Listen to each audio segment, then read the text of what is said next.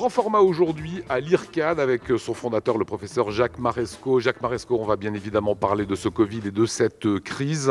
17 mars, confinement général. Comment est-ce que vous avez, vous, accueilli cette nouvelle ?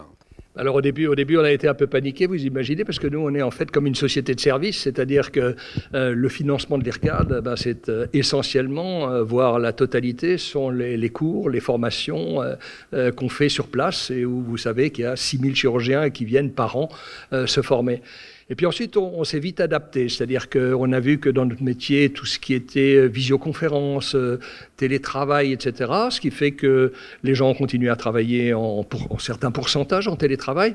Nous, on a fait bien sûr des webinaires, on en développe de plus en plus pour les formations des internes. Le problème, c'est qu'on le fait, c'est gratuit, ce qui est logique, puisqu'ils ne peuvent pas s'entraîner, ce qu'on appelle les hands-on, à la fois sur animal de laboratoire, sur pièces anatomiques, etc.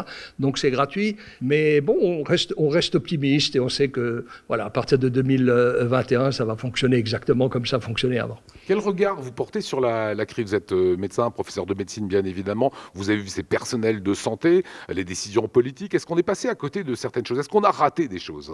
Alors d'abord, je pense que, vous savez, à retardement, tout le monde peut dire on a raté quelque chose. Mais c'est assez amusant, parce que quand on regarde, quand Emmanuel Macron a été candidat, son conseiller santé, c'était M. Salomon, lequel lui avait dit l'importance d'avoir des masques au cas où il y avait une épidémie, etc. Et c'est sûr qu'on n'a pas regardé ce qui se passait dans les pays étrangers. Moi, je suis surpris, comme on a un IRCAD à Taïwan, de voir qu'à Taïwan, ils ont eu 80 cas et ils ont eu 6 morts. Mais parce qu'il faut voir d'abord la culture, parce qu'ils avaient eu le SRAS, la culture du masque obligatoire, le gel partout, la prise de température dans le moindre magasin. Et du coup, ils n'ont pas arrêté l'économie. Et du coup, les restaurants ont continué à fonctionner. Et donc, en fait, on se dit, même si c'était, ça sera une leçon pour l'avenir, 2, 3, 4, 5 milliards de masques par rapport au drame économique qui se profile.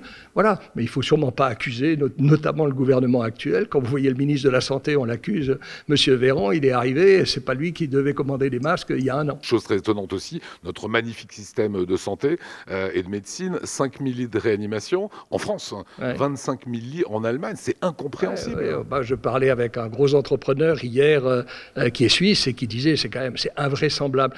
En fait, on paye 15 ans, 20 ans, où on essaye de démolir le système de santé français, on essaye d'en faire un modèle économique, on essaye d'en faire un modèle rentable, alors que c'est impossible. Mais là encore, quand vous voyez les milliards qu'il aurait fallu injecter dans les hôpitaux, par rapport à 10 fois plus qu'on est en train de payer maintenant, je pense que c'est une grande leçon. C'est aussi une grande leçon pour moi de mise en avant du personnel médical et paramédical. Moi, j'ai toujours eu énormément d'admiration pour les infirmières. Maintenant, on les appelle les héroïnes, mais je me souviens que Philippe Labro, il avait fait un article extraordinaire il y a 15 ans en disant ces héroïnes du quotidien, parce qu'à l'époque, Mme Bachelot avait démoli une infirmière qui, complètement fatiguée, avait confondu 2 ampoules qui se ressemblaient totalement, alors qu'il fallait la soutenir. Et il avait fait un article remarquable. Et maintenant, tout d'un coup, on s'aperçoit que ces infirmières, elles ont un boulot d'enfer, elles sont restées au front, elles n'ont pas eu peur.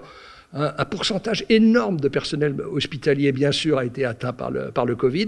Elles commencent à être respectées. Il y a les applaudissements. Maintenant, ce qu'elles veulent, c'est un salaire convenable. Voilà. Et je pense que ça a été une très bonne chose de cette crise.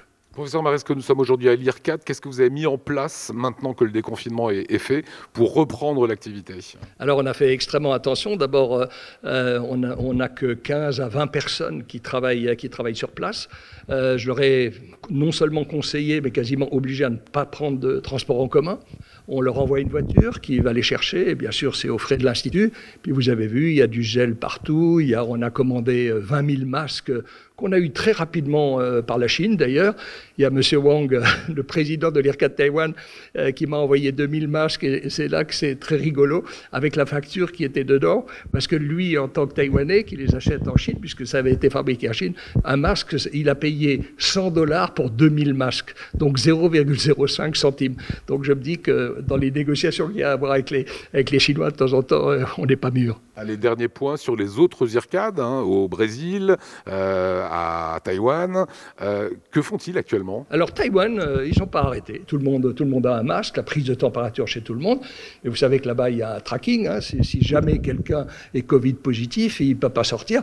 Un Taïwanais qui vient de l'extérieur, dès qu'il met son passeport, les données de là où il vient vont dans sa carte comme la carte vitale. S'il doit être confiné, s'il sort de chez lui, immédiatement la police le sait. C'est leur culture et ils ne considèrent pas qu'il y a une atteinte à la liberté. Donc c'est un système différent qui a prouvé quand même son efficacité. Et donc l'IRCAD de Taïwan marche extrêmement bien. Brésil, c'est autre chose. D'abord parce que celui qui dirige le Brésil, il est un peu fou, ça c'est clair. Et donc il y a quand même actuellement une épidémie, mais majeure. Et donc le centre de Barretos, donc dans l'État de Sao Paulo et celui de Rio de Janeiro, pour l'instant sont totalement fermés. Et on va commencer à développer avec eux aussi des cours par visioconférence. Rwanda? Au Rwanda, ils n'ont pas arrêté beaucoup. Le Rwanda, ils ont arrêté le chantier, puisqu'on est en construction. Ils ont arrêté pendant 3 semaines, mais c'est les Chinois qui construisent. Ils ont rattrapé tout le retard. Ils ont arrêté, on était aux fondations, on est au 2e étage. Et donc, le Rwanda ne prendra pas de retard sur l'ouverture de son centre. Dernière question, c'est aux médecins évidemment que je m'adresse. Les restaurants vont probablement ouvrir, même en Alsace, qui passera en vert, quoi qu'il arrive, le 2 juin. Est-ce que vous craignez un retour de l'épidémie? Non, alors là, vous savez, comme toujours, moi je pense qu'il faut s'adresser aux spécialistes. Hein. Moi, je suis chirurgien, je ne connais rien en épidémiologie, mais je suis un bon paysan, j'habite à Scharabergheim.